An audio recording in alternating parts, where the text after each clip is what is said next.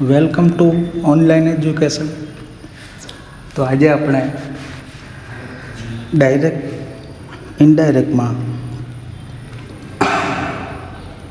આજ્ઞાર્થ વાક્યોનું ડાયરેક્ટમાંથી ઇનડાયરેક્ટમાં કઈ રીતે ચેન્જીસ કરવો એના વિશે શીખશું. તો આજ્ઞાર્થ વાક્યોનો ઉપયોગ ક્યારે થાય? તો કોઈ આદેશ, હુકમ,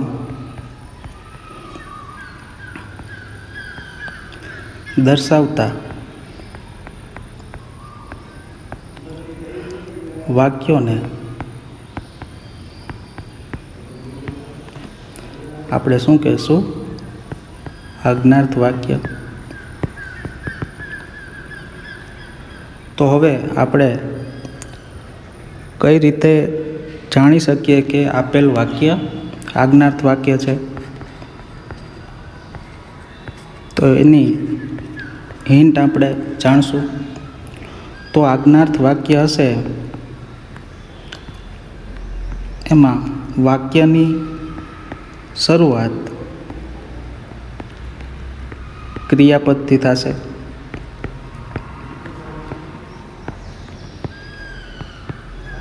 તો ક્રિયાપદમાં V1નું રૂપ હશે. અને આજ્ઞાર્થ વાક્ય બે પ્રકારના હોય. કાં તો આજ્ઞાર્થ વાક્ય હોય એ હકાર હશે, અને કાં તો આજ્ઞાર્થ વાક્ય હશે એ નકાર હશે. તો એક આજ્ઞાર્થ વાક્ય હશે એ પોઝિટિવ અને બીજું નેગેટિવ. તો આપણે એની બંધારણ કઈ રીતના થશે, વાક્યનું પેટર્ન કઈ રીતના બનશે એ શીખી લઈએ.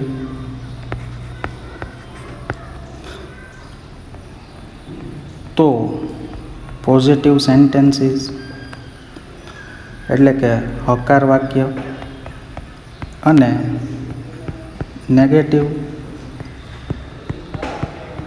એટલે થશે નકાર વાક્ય.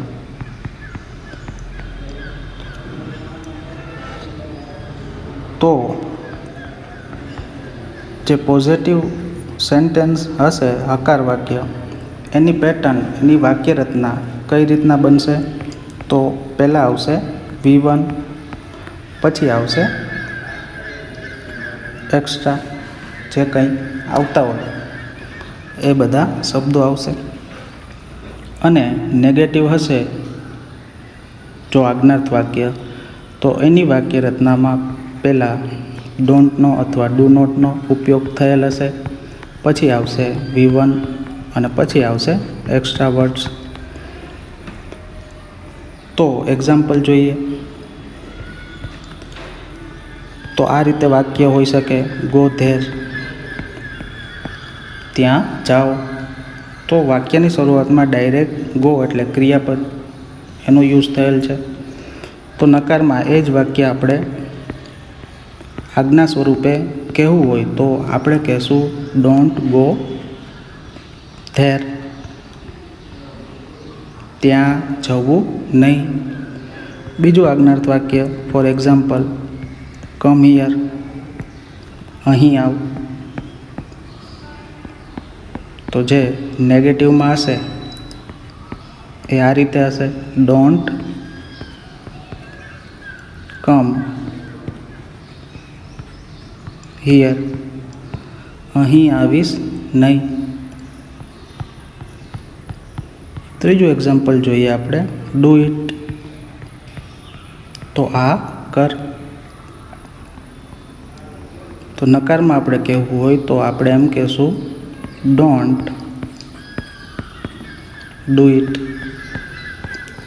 તો આ કરીશ નહીં. તો કોઈ પણ જે આજ્ઞાર્થ વાક્ય હશે, ઇમ્પેરેટિવ સેન્ટેન્સ હશે, એની શરૂઆત હંમેશા ક્રિયાપદથી થશે. અને કદાચ કોઈ પ્લીઝ, કાઇન્ડલી એવા શબ્દોનો પણ વાક્યની શરૂઆતમાં ઉપયોગ થયેલો હોય તો એના પછી ડાયરેક્ટ ક્રિયાપદનો યુઝ થયેલ હશે. તો આપણે જે ઇમ્પેરેટિવ સેન્ટેન્સ છે એને કઈ રીતે આપણે ડાયરેક્ટમાંથી ઇનડાયરેક્ટમાં ફેરવશું. તો એના નિયમો શીખશું. તો આપણે રૂલ્સમાં જે પહેલો રૂલ આવશે, રિપોર્ટિંગ વર્બ તરીકે, તો જે ડાયરેક્ટ સ્પીચમાં જે બોલનાર અને સાંભળનાર હશે, લિસનર અને સ્પીકર, એની વચ્ચે જે રિપોર્ટિંગ વર્બનો ઉપયોગ થયો હશે, સેડ ટુ અથવા બીજું ગમે તે હોય બદલે, તો રિપોર્ટિંગ વર્બ તરીકે શેનો ઉપયોગ કરવો?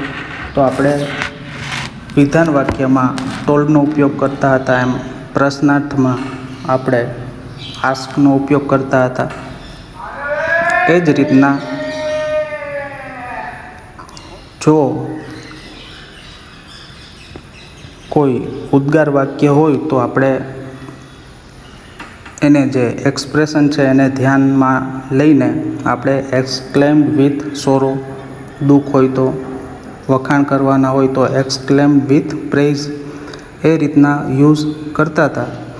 તો અહીં પણ ઇમ્પેરેટિવ સેન્ટેન્સમાં રિપોર્ટિંગ વર્બ તરીકે સેડ ટુની બદલે આપણે જો કોઈ વાક્યમાં એ વિનંતીનો ભાવ હોય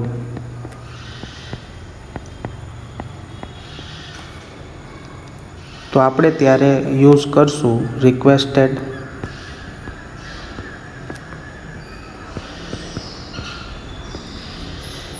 બીજું, તો આપણે ભાવ વાક્ય વાંચીએ જોઈએ ત્યારે આપણને ભાવનો ખ્યાલ આવવો જોઈએ.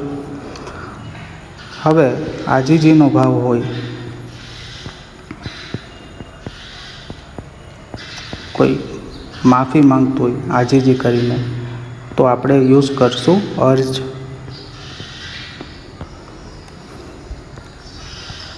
પછી સી, કોઈને સૂચના આપવાની હોય તો સૂચનનો ભાવ હોય જો વાક્યમાં, આજ્ઞાર્થ વાક્યમાં, તો આપણે યુઝ કરશું સજેસ્ટેડ.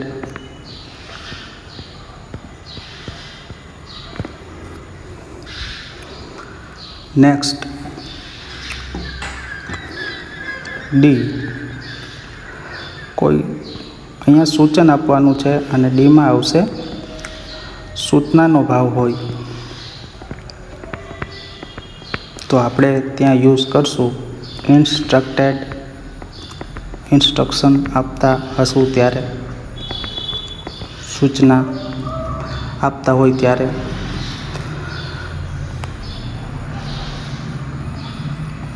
પછી ઈ, સલાહનો ભાવ હોય તો આપણે યુઝ કરશું એડવાઇસ્ડ.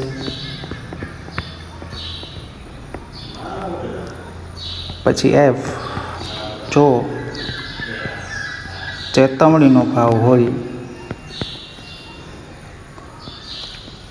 કોઈને વોર્નિંગ આપવાની હોય, ચેતવણીને ઇંગ્લિશમાં આપણે કહીશું વોર્નિંગ, તો ત્યાં આપણે રિપોર્ટિંગ વર્બ તરીકે યુઝ કરશું વોર્નેડ અથવા વોર્ન્ડ.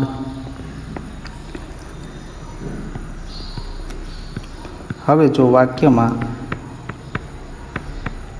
સલાહનો ભાવ હોય, આપણે કોઈને સલાહ આપવાની હોય તો એડવાઇઝનો યુઝ કરશું.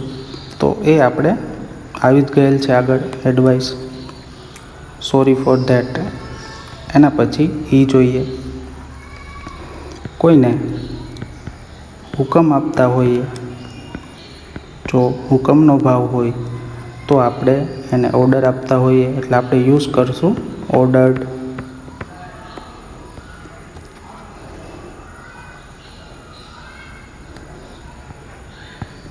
પછી જી, કોઈને આદેશ આપવાનો હોય તો આદેશનો ભાવ હોય તો આપણે ત્યારે યુઝ કરશું કમાન્ડેડ.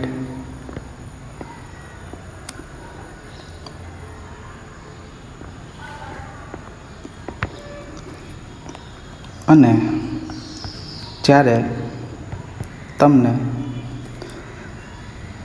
ભાવની સ્પષ્ટતા ન થાય ત્યારે તમને કદાચ એવું થાય કે અહીંયા વાક્યમાં ભાવ મને 100% સ્પષ્ટ થતો નથી, તો એવી કન્ડિશનમાં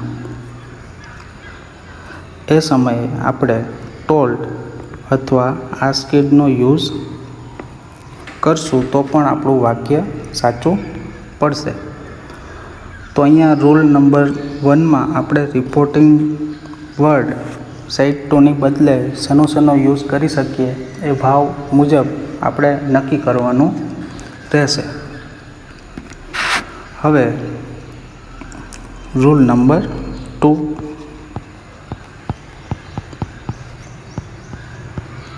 તો હવે બધા વાક્યમાં આપણે વાક્યને જોડવા માટે કન્જક્શનનો યુઝ કરશું.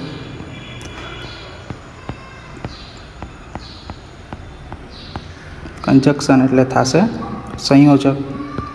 તો આપણે વાક્યમાં સંયોજક તરીકે શેનું યુઝ કરશું?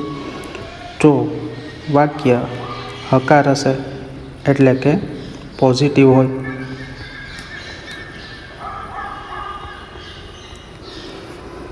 ત્યારે આપણે કન્જક્શન તરીકે ટુનો ઉપયોગ કરશું. તો હવે જ્યારે વાક્ય if the sentence is negative, જો આપણું વાક્ય નેગેટિવ હોય એટલે કે નકાર હોય, તો એ સમયે એટ ધેટ ટાઈમ આપણે નોટ ટુનો ઉપયોગ કરશું. We use note two. તો આ એકદમ સહેલી જ વાક્ય રચના થઈ જાય.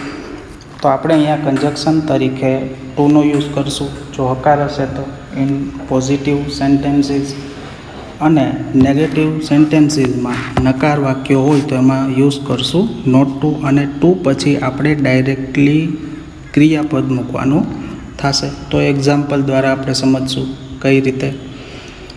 તો આપણે આટલા નિયમ યાદ રાખવાના છે કે રિપોર્ટિંગ વર્બ તરીકે શેનો ઉપયોગ કરવો, તો ભાવ પ્રમાણે આપણે યુઝ કરવાના રહેશે. અને સંયોજક કન્જક્શન તરીકે આપણે ટુ અથવા નોટ ટુનો ઉપયોગ કરશું. તો હવે આપણે એક્ઝામ્પલ જોઈએ થોડાક.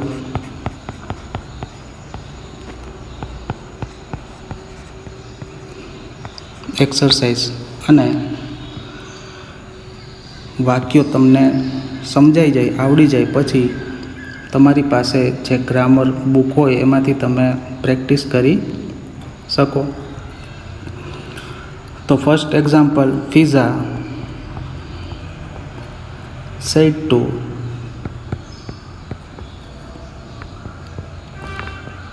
Sifa, please help me. તો ફિઝા જે છે એ સિફાને કહે છે મહેરબાની કરીને મને મદદ કર. તો અહીંયા પ્લીઝનો ઉપયોગ થયેલ છે એટલે અહીંયા આપણે જે વ્યક્તિ છે એ રિક્વેસ્ટ કરતી હોય તો ત્યાં આપણે ઓર્ડરનો યુઝ કરશું તો વાક્ય ખોટું પડશે. કમાન્ડનો યુઝ ના કરી શકીએ કારણ કે વાક્યમાં અહીંયા યુઝ કરેલ છે પ્લીઝ. હવે એ સમજીએ કે જ્યારે આપણે ડાયરેક્ટમાંથી ઇનડાયરેક્ટમાં ફેરવશું વાક્યને, ત્યારે આપણે પ્લીઝ, કાઇન્ડલી એવા શબ્દોને દૂર કરશું. કારણ કે અહીંયા વાક્ય જે સ્પીકર છે, સ્પીકર ઇઝ ફિઝા.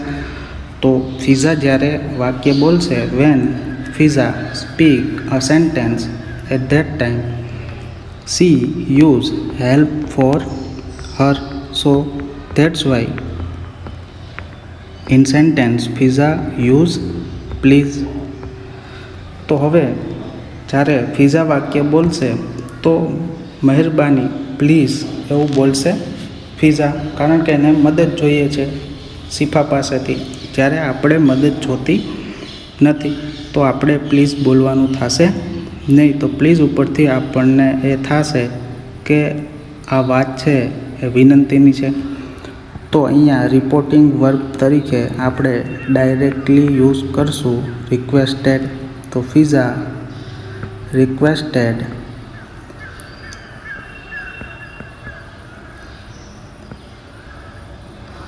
શિફા. વાક્ય છે હકાર. કંજક્શન તરીકે આપણને ખબર જ છે ટુનો યુઝ કરશું. ટુ પછી ડાયરેક્ટ V1 આવશે, તો અહીંયા હેલ્પ એટલે મદદ કરવી. અહીંયા પછી તમે હેલ્પનું ભૂતકાળ હેલ્પ કરશો તો વાક્ય ખોટું પડશે, કારણ કે ઇન્ફિનિટિવ આવી જશે ક્રિયાપદની આગળ. ટુનો યુઝ થયેલ છે કંજક્શન તરીકે, તો ટુ પછી ક્રિયાપદનું મૂળ રૂપ જ આવશે. અને અહીંયા મી યુઝ કરે છે શિફા પોતાના માટે, તો આપણે માટે શિફા થશે હર. તો આ આન્સર આવશે. બીજું એક્ઝામ્પલ જોઈએ. તો example number 2. Here said to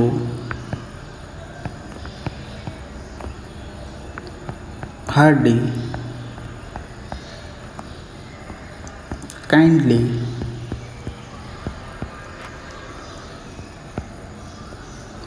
એટલે થશે દયાનો ભાવ રાખીને. ડોન્ટ એટલે કરીશ નહીં. પ્લે વિથ માય ઇમોશન્સ, તો મારી લાગણીઓ સાથે રમીશ નહીં. તો કાઇન્ડલીનો એટલે દયાનો ભાવ રાખીને એવું વાક્ય છે. તો હીર બોલે છે અને હાર્ડીને કહે છે, તો અહીંયા પણ કાઇન્ડલીનો યુઝ થયેલ છે, એટલે આ એક પ્રકારની વિનંતી હશે. તો આપણે અહીંયા રિપોર્ટિંગ વર્બ તરીકે રિક્વેસ્ટેડનો યુઝ કરશું. Heer requested Hardy. હવે કંજક્શન તરીકે આપણે યુઝ કરશું ટુનો, પણ અહીંયા વાક્યમાં જોશું કે વાક્ય છે નકાર છે. તો નકાર વાક્ય હોય ત્યારે કંજક્શન તરીકે આપણે યુઝ કરશું નોટ ટુ. ટુ પછી ડાયરેક્ટ ક્રિયાપદ આવશે, તો ક્રિયાપદ છે પ્લે, રમીશ નહીં. તો ક્રિયાપદનું જે V1 જ રૂપ આવશે. To play with. હવે અહીંયા હીર પોતાના માટે માય ઇમોશન એવો યુઝ કરશે, પણ જો આપણે બોલશું તો હીર માટે આપણે યુઝ કરશું હર ઇમોશન. તો મારી લાગણી સાથે રમીશ નહીં. હીર એમ કહેશે ને આપણે એમ કહેશું કે તેણીની લાગણી સાથે રમીશ નહીં. નેક્સ્ટ એક્ઝામ્પલ જોઈએ. સન said to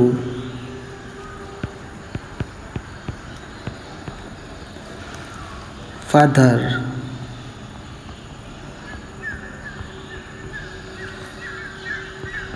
give me some money. એટલે બાળકે કીધું એના પિતાને, give me some money please.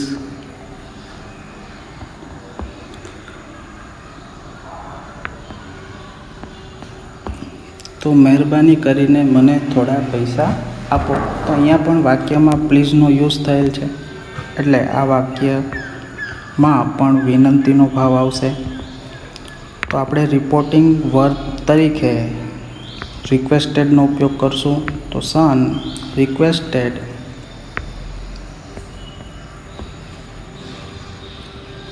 Father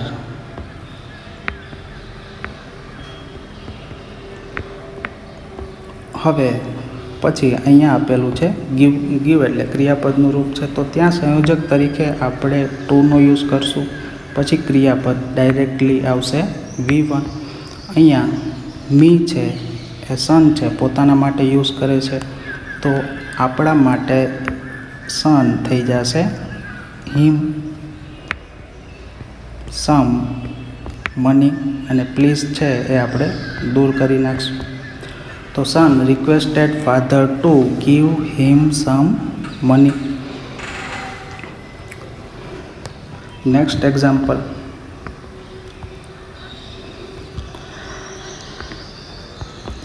John said to Jim,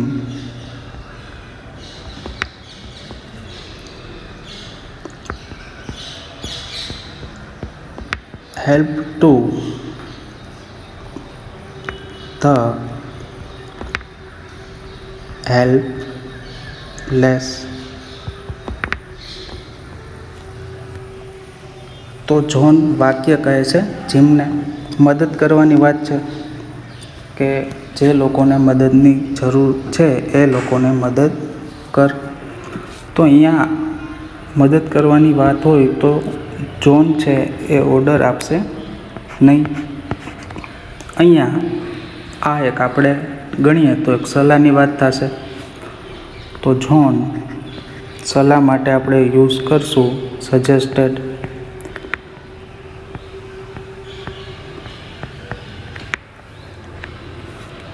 John suggested gym. વાક્યમાં સંયોજક તરીકે કંજક્શન તરીકે આપણે યુઝ કરશું ટુ. તો પેટર્નમાં આપણે જોયું કે ટુ પછી ક્રિયાપદનું ડાયરેક્ટ સાદુરૂપ આવશે એટલે કે V1નું રૂપ. તો અહીંયા હેલ્પ છે એટલે મદદ કરવી એ ક્રિયાપદ જ છે. તો અહીંયા ડાયરેક્ટલી આપણે લખી નાખશું help to the helpless.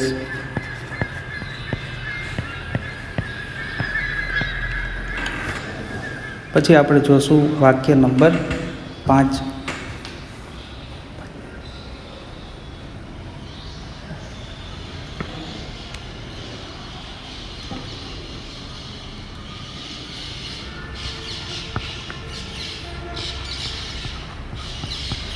Police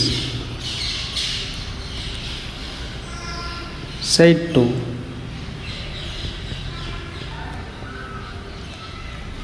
thief.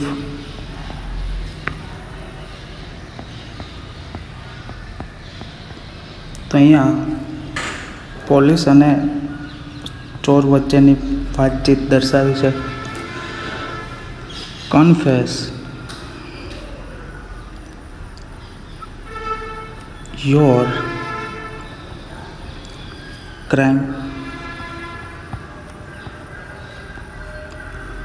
તો અહીંયા કન્ફેસ કરવાની વાત છે. જે ક્રાઇમ કર્યો છે ચોરે એને માનવાની વાત છે. કન્ફેસ એટલે એને માની લે, સ્વીકારી લે. તો પોલીસ અહીંયા થીફને સલાહ આપતી હોય નહીં. તો અહીંયા પોલીસ હોય એ ચોરને વોર્નિંગ આપતી હોય, જો તું તારા ગુન્હા નહીં સ્વીકારે તો આ રીતે તારી સાથે કંઈ પણ થઈ શકશે. તો અહીંયા પોલીસ અને ચોર વચ્ચેની વાત છે. તો અહીંયા રિક્વેસ્ટેડ એવા શબ્દોનો આપણે ઉપયોગ કરી શકીએ નહીં. તો પોલીસ છે ચોરને વોર્નિંગ આપતી હોય તો આપણે યુઝ કરશું પોલીસ વોર્નડ thief. હવે વાક્ય છે પોઝિટિવ છે તો આપણે કંજક્શન તરીકે ટુનો યુઝ કરશું. ટુ કન્ફેસ એટલે સ્વીકારવું. હવે અહીંયા યોર ક્રાઇમ આપેલું છે તો જે સ્પીકર છે પોલીસ છે અને લિસનર છે થીફ છે. પોલીસ થીફ માટે ચોર માટે યોર ક્રાઇમનો યુઝ કરશે તો આપણા માટે ચોર છે એ તે થઈ જશે. તો એની સામે થીફ છે એટલે તારા ગુના એમ થશે. આપણે કહેશું તેના ગુના, તો હીઝ ક્રાઇમ.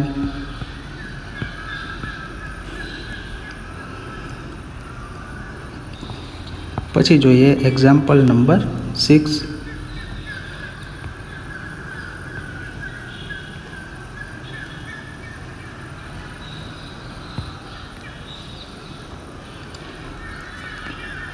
ડૉક્ટર. તો હવે અહીંયા ડૉક્ટર અને પેશન્ટ વચ્ચેની વાત છે. સેડ ટુ પેશન્ટ,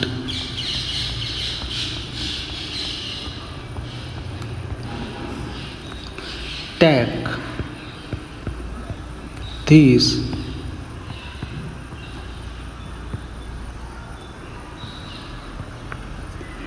medicine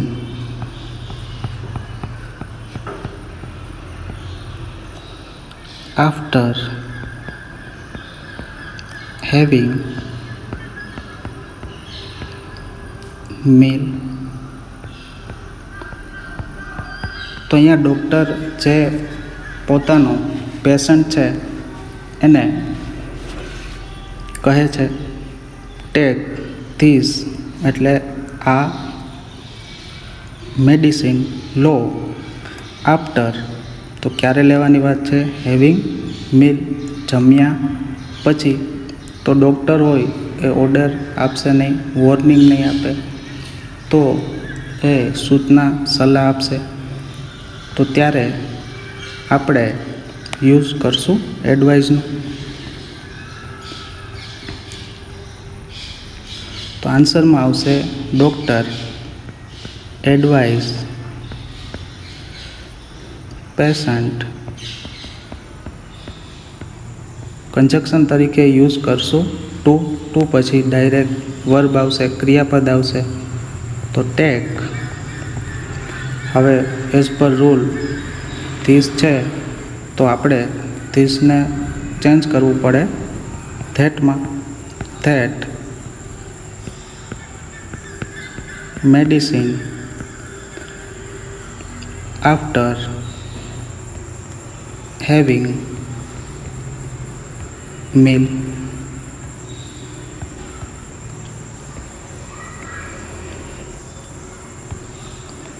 તો હવે જે એક્ઝામ્પલ આપું લાસ્ટ, એ લોકોએ તમારે જાતે જ એનું સોલ્યુશન કરવાનું છે હોમવર્કમાં.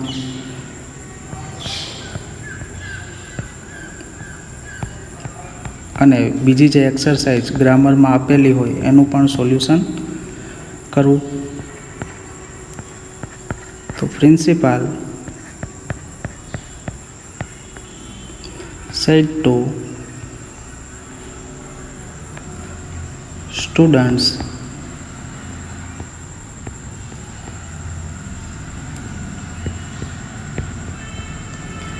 don't અથવા do not enter the office.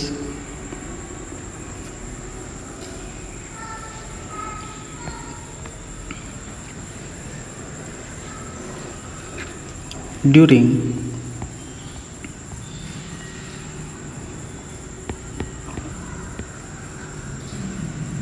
the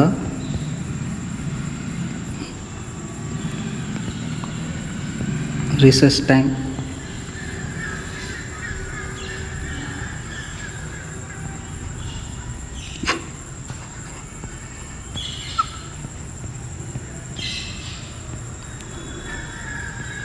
તો આ આજ્ઞાર્થ વાક્યને તમારે હોમવર્કમાં ડાયરેક્ટમાંથી ઇનડાયરેક્ટમાં ફેરવવાનું છે. તો principal said to students don't enter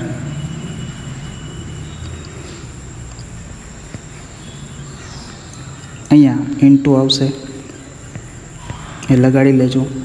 into the office during the recess time. તો પ્રિન્સિપલ અહીંયા વિદ્યાર્થીઓને કહે છે કે જે રિસેસ ટાઈમ હોય એ દરમિયાન તમારે ઓફિસમાં પ્રવેશવાનું નથી. તો એ આપણે ભાવ વિચારવાનો થાય. અહીંયા પ્રિન્સિપલ સલાહ સૂચન એવું આપશે નહીં, એ સૂચના આપશે. એટલે આપણે ઇન્સ્ટ્રક્ટેડનો યુઝ કરી શકાય. અને ભાવ સ્પષ્ટ ન હોય તો ટોલ્ડ અથવા આસ્કેડનો યુઝ કરી શકો. તો હવે આપણે નેક્સ્ટ લેક્ચરમાં